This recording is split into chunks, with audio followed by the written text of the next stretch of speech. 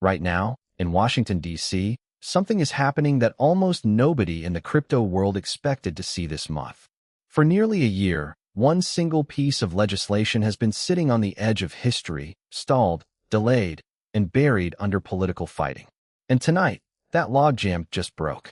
This is XRP Update, and if you hold XRP, if you trade XRP, or if you have simply been watching from the sidelines wondering when Washington would finally make up its mind, you need to stop what you are doing and listen to the next few minutes. Because what just happened in the United States Senate could be the single biggest turning point in XRP's entire history. For months, we have been telling you that the Clarity Act was the one piece of the puzzle standing between XRP and full, permanent legal certainty in the United States. We told you when it passed the House. We told you when it cleared committee. We told you when it got stuck. And now, we are telling you that the wall that has been blocking this bill for weeks has just come down.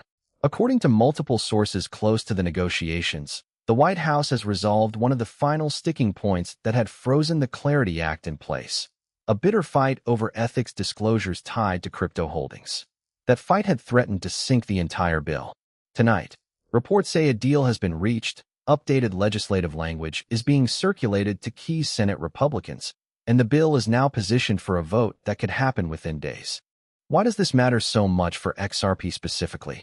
Because out of every major cryptocurrency in the market, XRP has the most riding on this single bill. Bitcoin will benefit. Ethereum will benefit. But XRP has spent 5 years fighting a legal battle that this bill could permanently close, for good. Think about everything that has already happened on this road. A House vote that most skeptics did not expect to pass. A Senate committee vote that survived, barely, in a chamber where crypto legislation usually goes to die. Months of quiet drafting, quiet lobbying, and quiet political maneuvering that most casual observers never even saw happening. And then, just when it looked like the entire process might collapse under the weight of a single unresolved ethics dispute, a deal. Tonight, in this video, we're going to break down exactly what happened today, why it happened now, what the Clarity Act actually does, what it means for XRP's legal status and its price, and why the next 2 to 3 weeks could decide the fate of this asset for years to come. We will walk through the bill's entire journey from the House floor to tonight's breakthrough, the ethics fight that nearly killed it, why XRP specifically has more riding on this than almost any other crypto asset in existence, the billions of institutional dollars already quietly testing XRP's infrastructure, and the exact countdown clock now ticking toward a possible vote. Stay with us until the end, because Chapter 5 covers the timeline that every single XRP holder needs to know right now. Let's get into it. To understand why today's news matters so much, you have to understand just how long and how brutal the road to this moment has actually been. The Clarity Act, formerly known as the Digital Asset Market Clarity Act, is not some rushed piece of legislation thrown together in a weekend. It is the product of years of lobbying, drafting, negotiating, and political trench warfare between two competing visions of how America should regulate digital assets. The story really begins back in July of 2025, when the bill first passed the House of Representatives. That vote alone was a landmark moment. It passed by a wide bipartisan margin, roughly 294 to 134, with dozens of Democrats crossing the aisle to support it alongside nearly the entire Republican conference. For an industry that had spent years being told by regulators that it was operating in a legal gray zone, watching a market structure bill sail through the House with that kind of bipartisan support felt like the beginning of the end of the uncertainty era. But passing the House was only step one. Everyone in Washington knew the real fight would happen in the Senate, and everyone in crypto knew that Senate rules make everything harder.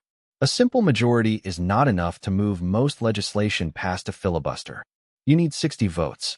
That means Republicans, who control the chamber but not with a supermajority, needed to convince a meaningful number of Democrats to cross over and support the bill. That is an enormous political lift, especially for anything connected to crypto, an industry that some lawmakers still view with deep suspicion. For months, the bill sat in limbo. It moved to the Senate Banking Committee, where staff and lawmakers reworked language, argued over definitions, and tried to build something that could survive a floor vote. Then, in May of this year, something significant happened. The Senate Banking Committee advanced its own version of the bill in a bipartisan vote, with a small number of Democrats crossing over to support it.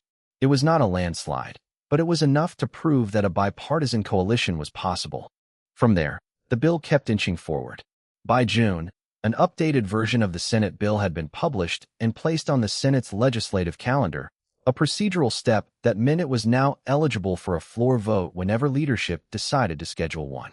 That might sound like a small technical detail, but in the world of Senate procedure, being on the calendar is the difference between a bill that is truly alive and one that is quietly left to die in committee purgatory.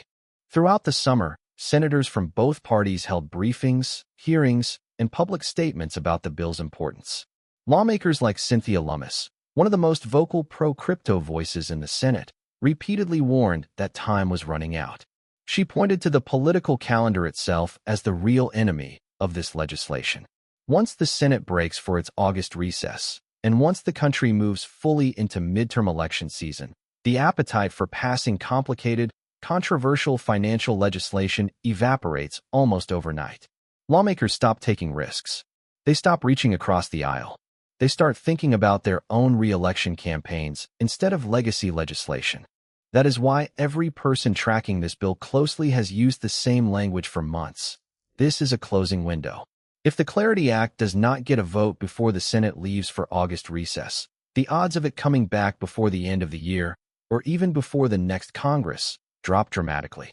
Some lawmakers have gone so far as to say that a missed vote now could push meaningful crypto regulation off for years, potentially not returning until the next presidential term. So when you hear that the bill has hit a breakthrough today, understand what that breakthrough is actually unlocking. It is not just one more vote in a long list of votes. It is potentially the last realistic chance, in this political cycle, for the United States to finally answer a question that has hung over the entire digital asset industry for the better part of a decade. What exactly is a digital asset under the law, and who gets to regulate it? To really appreciate how far this bill has traveled, it helps to compare it to almost every other attempt at crypto regulation that has come before it. For years, the story of crypto policy in Washington was a story of failure. Bills got introduced with great fan